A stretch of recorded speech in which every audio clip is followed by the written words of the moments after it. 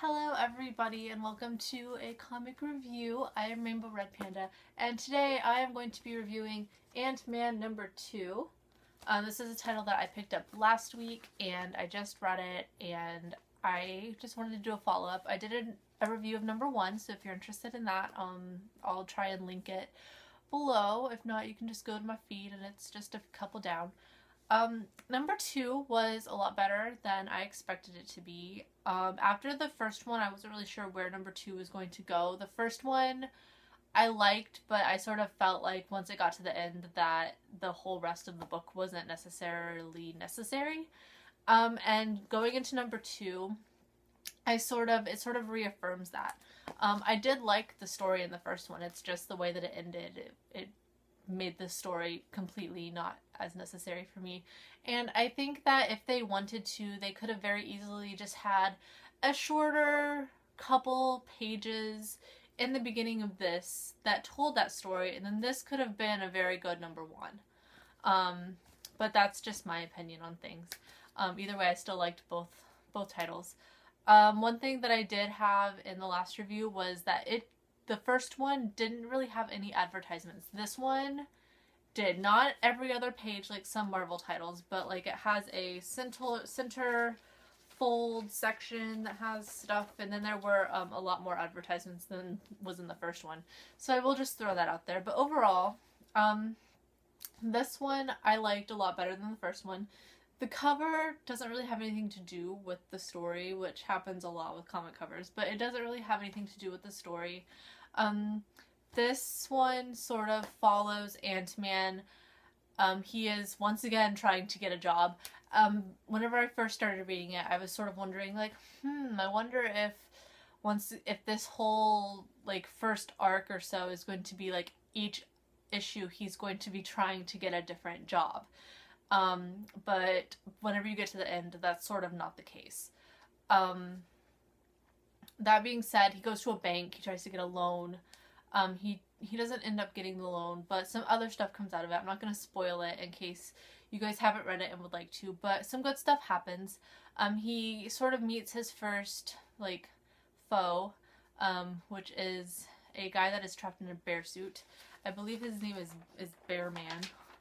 I'm not exactly for sure. Grizzly is here. So this is Grizzly, and he is just a man who is in a bear skeleton.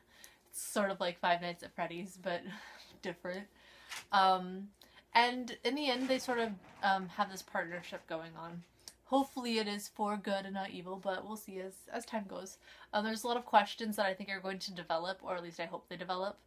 All in all, I like this book a lot more than I thought. I really just sort of picked up Ant-Man thinking that it was just going to be a new title that I was going to read, and it would just sort of be like my filler books. Like, you know, you have the books that you really, really like, and then you have, like, the books that you like, but, like, they're sort of just the books that you read while you're waiting on, like, the next issue of, like, your favorite series or something. But I really do like Ant-Man. I'm really excited to see what it has for the first arc, and then from there. And I'm really excited. I don't know, I'm just excited to keep reading it every month. The one thing that I will say about it is it sort of reminds me if you mashed Superior Foes of Spider-Man and She-Hulk together, I feel like you would get a title similar to this. And while I said that, Nick Spencer actually wrote Superior Foes of Spider-Man, and he's writing Ant-Man. So that could be one reason why I say that, because the writing is a little similar. I can usually tell a Nick Spencer work, whether it's his Marvel stuff or what he does with Morning Glories or in any of the other titles. I can usually tell if it's a Nick Spencer title, but I really like him, so I'm okay with that. He did not do She-Hulk, but She-Hulk was sort of like, you know, superhero, trying to put her life back together and have a normal job, and that's sort of what Ant-Man's trying to do. We'll see if it works. I almost think that since Marvel canceled She-Hulk, maybe this is like their way to get like She-Hulk fans a comic that they want to read, but I could be completely wrong on that. That's just my opinion. Take it or leave it. But all in all, I do like Ant-Man. I'm going to continue reading it, and I hope that it continues to be good because I like it a lot. And like I said, the first issue really doesn't have a lot to do. I mean, there's a very good synopsis of what happened in the first issue right here. If you read this, you're pretty much, if you can't find the first issue, you're pretty much caught up.